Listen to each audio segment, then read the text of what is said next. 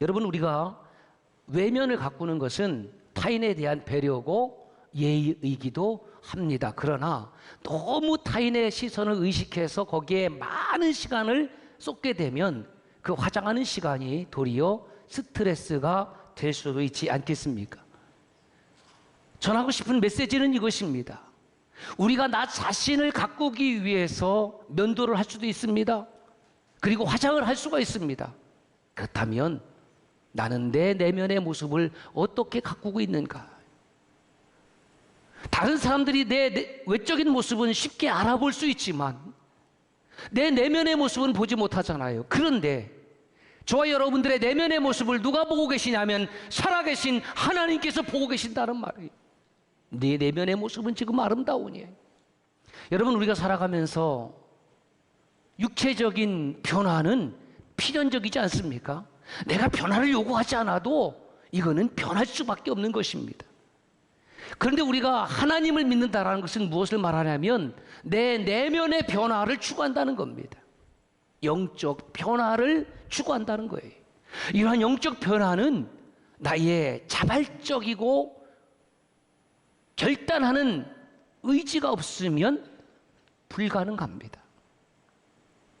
하나님의 손이 나를 타치해주지 아니하면 완고하고 고집세고 내 멋대로이고 나 중심적인 사람은 절대로 고쳐질 수가 없습니다. 변화될 수가 없습니다. 물론 변화라는 것은 매우 낯선 일입니다. 그래서 사람들은 변화를 원하지만 막상 변화가 시작이 되면 불안을 느껴요. 불안을 느끼게 되면은 그 변화를 스톱하고 진행하지 않습니다. 내가 원한 변화는 이런 변화가 아니었어. 그러나 여러분, 불안을 두려워하지 마시길 바랍니다. 믿음의 조상 아브라함 어떻습니까? 그가 하나님께 붙잡힌 바 되어서 위대한 하나님의 사람으로 믿음의 조상으로 쓰임받기 위해서는 그에게는 삶의 자리를 떠나는 혁명적인 변화가 있었습니다. 부모, 친척, 본토, 그 고향 땅을 떠나는 그 변화는 아브라함이라고 왜 좋았겠습니까? 얼마나 낯설었을까요? 그래서 변화의 다른 이름은 낯설음입니다. 얼마나 불안했을까요? 그러나 아브라함은 하나님의 말씀을 따라갔습니다. 왜냐하면 내 내면의 불안을 잠재우실 이는 하나님이라는 사실을 아셨기 때문에 어떤 외적인 환경이나 내적인 마음보다도 하나님의 말씀을 쫓아가는 것이 아브라함의 삶의 캐논 기준이었다라는 사실입니다. 그러므로 사랑하는 여러분, 어떤 변화가 시작될 때에 불안감이 오더라도 절대로 중단하거나 멈추지 말기를 바랍니다. 왜냐하면 아무 일도 하지 않으면 아무 일도 일어나지 않기 때문에 그렇습니다. 인생은 변화의 과정이다.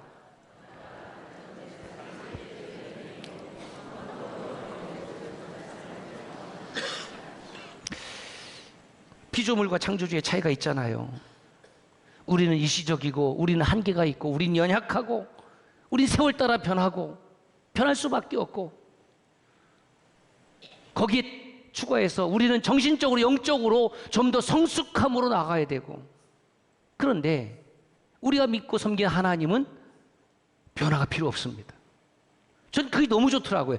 분명한 것은 나는 변화가 필요한 사람인데 여러분 누구에게 은혜가 필요한지 아십니까? 변화가 필요한 사람에게 하나님의 은혜가 필요한 거죠.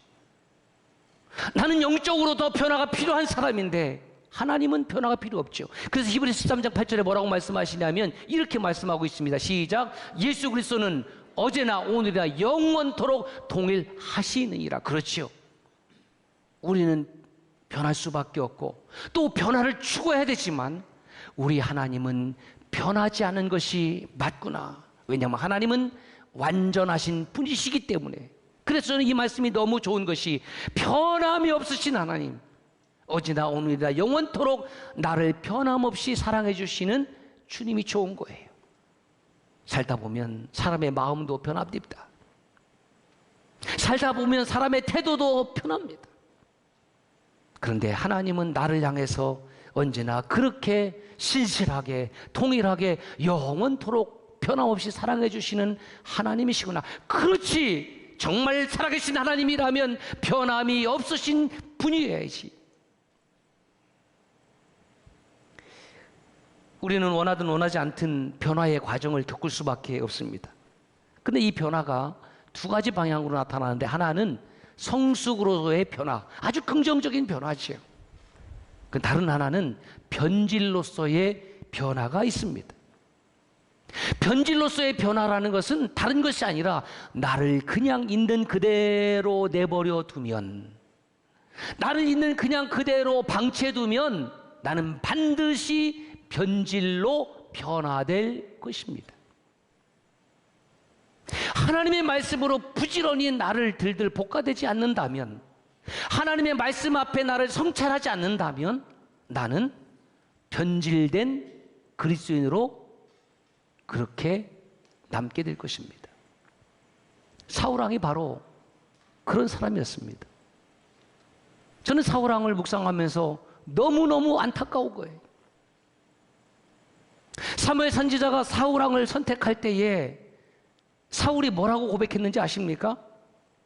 사무엘상 9장 21절에 보면 이렇게 사울이 대답합니다. 나는 이스라엘 지파의 가장 작은 지파 베냐민 사람이 아닙니까? 그 베냐민은 야곱의 12아들 중에 막내잖아요. 또 나의 가족은 베냐민 지파 모든 가족 중에 가장 미약하지 아니하니까. 그런데 어떻게 나 같은 사람을, 이 집안에 있는 나를 이스라엘의 왕으로 삼으신다는 말입니까? 그 사울은 그 청년기에 말씀을 보니까 다른 사람들보다 준수했습니다. 어깨 위만큼 키도 컸어요. 그리고 하나님께서 사울이라는 청년에게 하나님의 마음을 주시니까 새 마음이었다고 기록하고 있고, 기브아 산당에서 제사장들이 제사를 드리고 내려올 때에 사울이 그들을 만났는데 사울 왕에게도 하나님께서 함께 하심으로 사울의 입을 통해서 하나님이 주시는 말씀을 드러냈습니다. 이것을 예언이라고 하죠. 하나님이 그 입술에 말씀을 주셔서 하나님의 마음을 사울을 통해서 토해내었습니다. 그리고 결정적으로 사울은 겸손했습니다. 자, 왕이 되었습니다. 이스라엘 사람들이 초대 왕 사울을 향해서 박수를 보내고, 이제 우리의 왕이 되었으니까 우리의 마음을 받아주세요, 우리의 예물을 받아주세요 가져오거든요. 그런데 그 가운데에 꼭 안티 세력들이 있지 않겠습니까? 아, 이렇게 미약한 지파 사람 사울이, 가장 형편없는 가문 사람 사울이, 아, 우리를 어떻게 구원해낼 수 있겠습니까? 라고 비아냥거리는 거죠. 여러분 같으면 어떻게 되겠습니까? 제가 왕이었다고 그러면, 그래, 내가 우리 집안이 가장 부족하고 우리 지파도 가장 작은 지파지만 그래도 왕으로 세웠으면 인정해야지. 와, 기분 나쁘다. 여봐라, 내 저놈들을 아주 잡아다가 주리를 틀어라. 저는 그럴 사람이에요. 여러분들은 마음이 좋으니까 안 하겠죠. 그러고 싶지 않겠습니까? 누구나 다. 그런데 사울이 어떻다고요? 겸손했다고 그랬어요. 그럴 수 있지. 맞아. 내가 입으로 얘기했잖아. 우리 집안은 가장 작은 집하고 우리 집안은 가장 부족한 집안인데, 그들이 보기에도 나 같은 사람이 어떻게 이 이스라엘을 보호하고 다스릴 수 있다는 말인가? 그렇게 이야기하는 것도 무리가 아니지 라고 생각해서 사울은 잠잠했습니다. 그냥 참아 주었습니다. 그렇게 왕으로 지내면서 사울이 그 겸손한 마음을 유지했더라고 하면 얼마나 좋았을까? 그 마음이 점점점 변질되기 시작합니다. 그리고 하나님께 제사를 드리는데 겉으로만 제사를 드리는 거예요. 예배를 드리는데 겉으로만 예배를 드리는 겁니다. 연주를 하더라도 겉으로만 연주를 하는 거예요. 마음과 뜻과 힘을 다하여 연주하고 힘을 다하여 찬양하는 것이 아니라 그냥 입술로만 하는 거예요. 그 마음속에 이미 하나님을 버렸기 때문에 그렇습니다. 제사를 드리면서 좋은 소와 좋은 양을 가지고 사무엘에게 나왔습니다.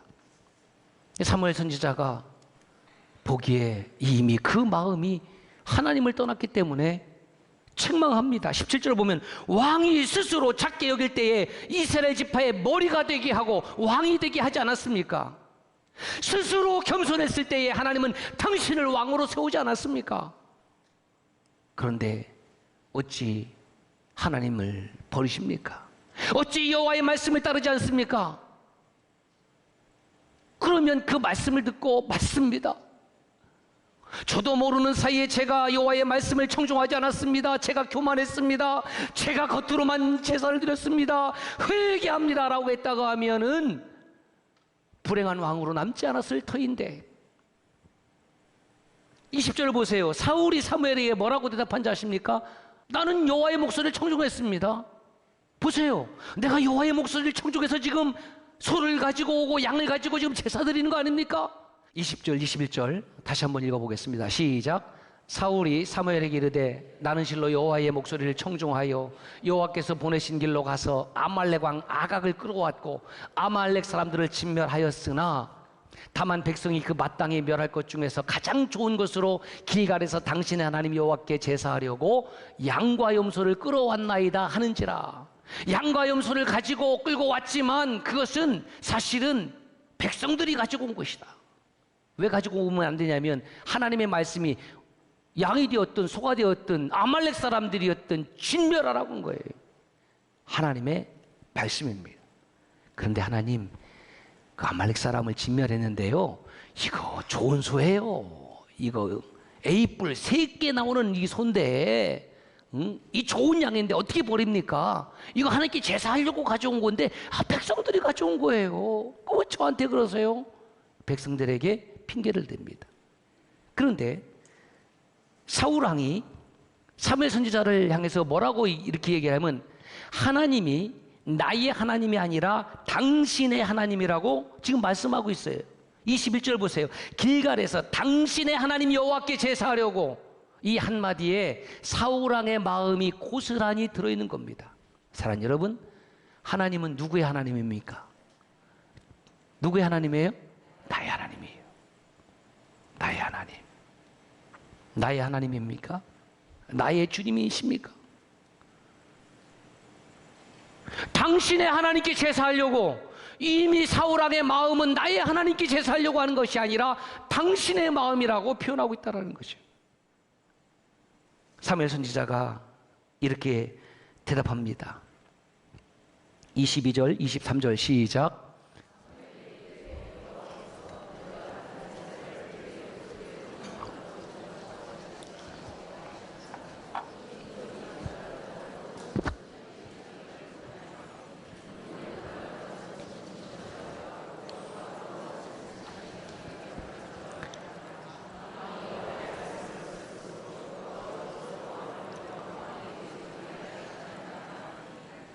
우리가 살아가면서 목소리를 따르는 것은 두 가지밖에 없어요.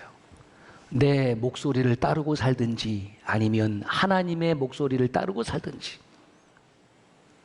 내 목소리를 따르지 아니하고 하나님의 목소리를 따르고 살아가는 것을 믿음이라고 하고 신앙생활이라고 하는 거예요. 우리가 공동체로 모여서 예배드리는 이유가 무엇입니까? 우리 모두, 당신이나 나나 모두 하나님의 말씀을 따라 삽시다. 할렐루야. 하나님의 말씀을 듣겠습니다. 그것이 신앙생활이에요. 당신의 생각이 중요한 것이 아닙니다. 그대의 생각이 중요한 것이 아닙니다. 나의 생각이 중요한 것이 아닙니다. 하나님의 생각이 중요합니다. 그런데 사울왕은 하나님 좋은 소와 좋은 양을 가지고 왔으니까 이것 먹고 떨어지십시오라는 태도를 가진 겁니다. 하나님께서 여러분 정말 소를 잡아먹어야지 하나님의 존재가 드러나십니까? 양을 잡아먹어야지 하나님께서 세상을 통치하십니까? 아니지요.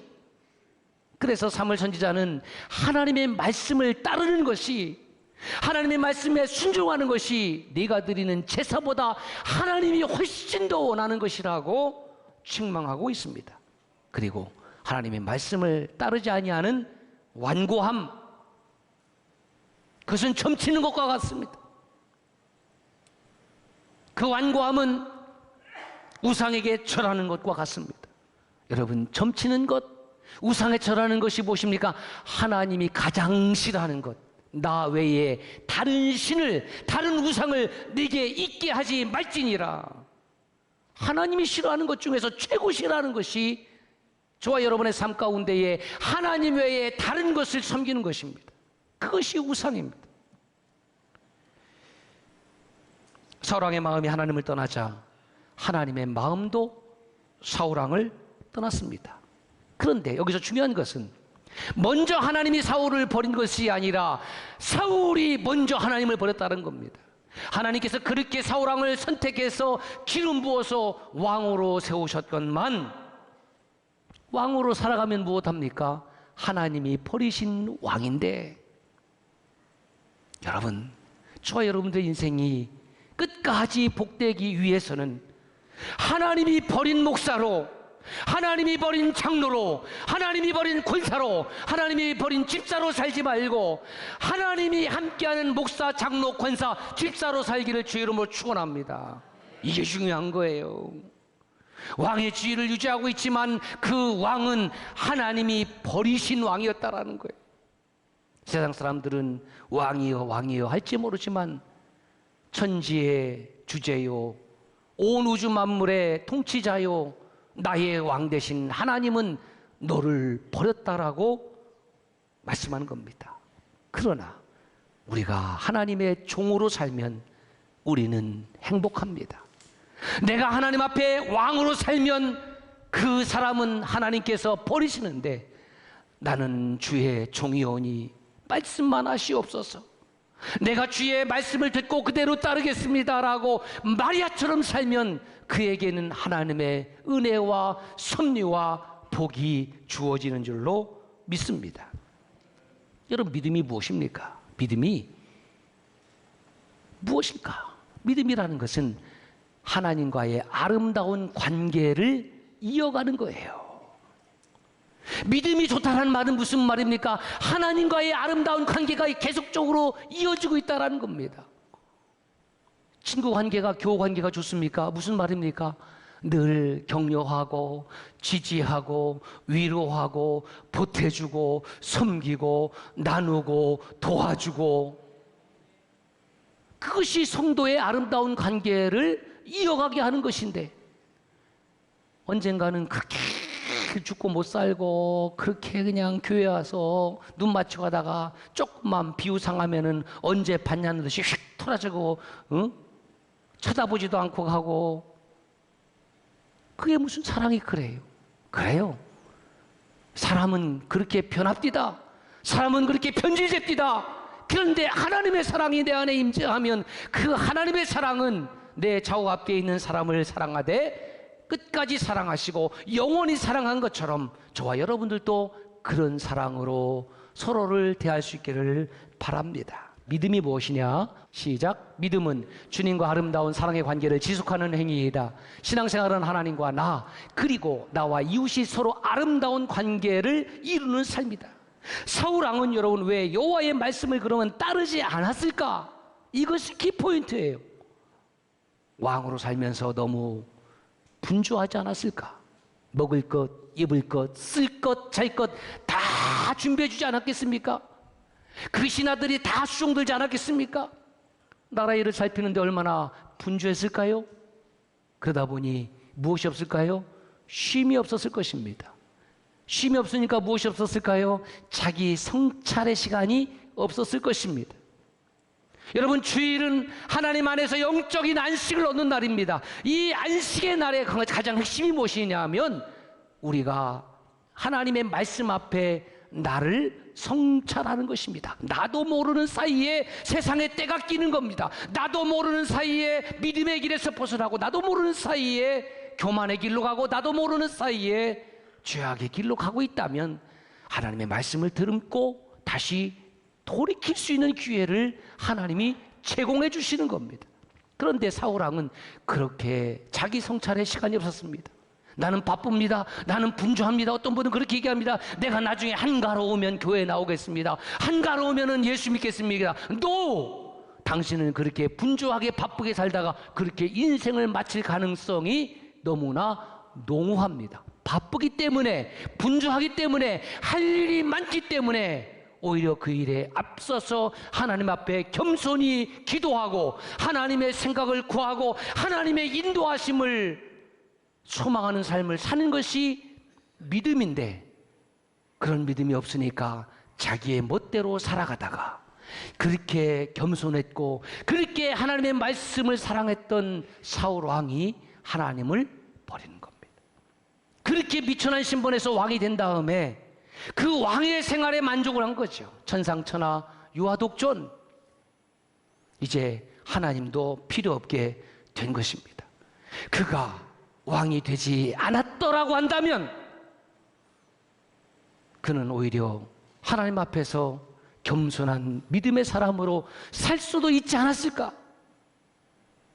그러면 왕으로 불러준 하나님이 잘못이란 말입니까? 아니에요. 목사와 장로와 권사와 집사로 그리스도 몸 된 교회 공동체를 섬기는 하나님의 백성으로 부름받은 하나님이 잘못이라는 말입니까? 아니지요. 저와 여러분들이 근신하며 하나님 말씀으로 끊임없이 나를 성찰하며 하나님께서 맡겨주신 그 믿음의 길을 겸손함으로 걸어갈 수 있기를 주의 이름으로 축복합니다. 사무엘 선지자가 사울 왕에 대해서 이렇게 평가합니다. 여호와께서 사무엘에게 이르시되 그의 용모와 키를 보지 마라. 내가 이미 그를 버렸노라. 내가 보는 것은 사람과 같지 아니하니 사람은 외모를 보거니와 나 여호와는 중심을 보시느니라. 중심을 보시는 하나님이시다. 영국의 역사가 아놀드 J. 토인비는 이런 얘기를 했습니다. 한번 읽어볼까요? 시작. 인생이란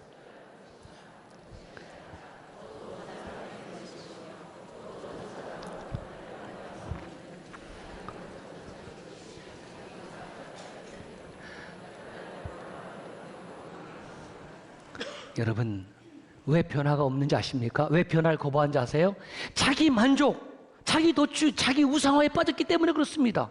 나는 이대로 괜찮은데, 내가 만족한데, 하나님이 없어도 내가 하나님인데, 나르시즘의 극치 아닙니까? 이 정도면? 나는 변화가 필요 없어요. 날씨가 계속 구텁지근합니다. 우유를 상온에 그대로 두면 변질됩니다. 그 변질된 우유를 마실 수 있는 자유도 있습니다. 마시지 말라고 해도 끝까지 변질될 우유를 마시는 사람은 자기를 스스로 파괴하는 사람입니다. 그것을 똥꼬집이라고 합니다. 똥꼬집 피우다가 스스로 망하는 것이요. 그런데 그 우유를 좋은 살균 처리합니다. 그리고 유산균을 넣고 약 36도씨의 온도를 맞추어서 1시간 이상 계속 저어주면서 레닛, 응고효소를 레닛이라고 하는데 그 레닛을 넣고 또 저어주면 맛있는 치즈가 만들어집니다. 전 그리스도의 삶이 이와 같다고 생각합니다. 하나님의 말씀으로 날마다 나를 저어주십시오. 하나님의 말씀을 듣고 하나님의 말씀을 읽고 그 말씀으로 내 삶을 날마다 저으십시오. 그 말씀의 막대기로 나의 삶을 날마다 저어갈 때에 저와 여러분의 삶 가운데에 맛있는 치즈를 맛보게 될 것입니다.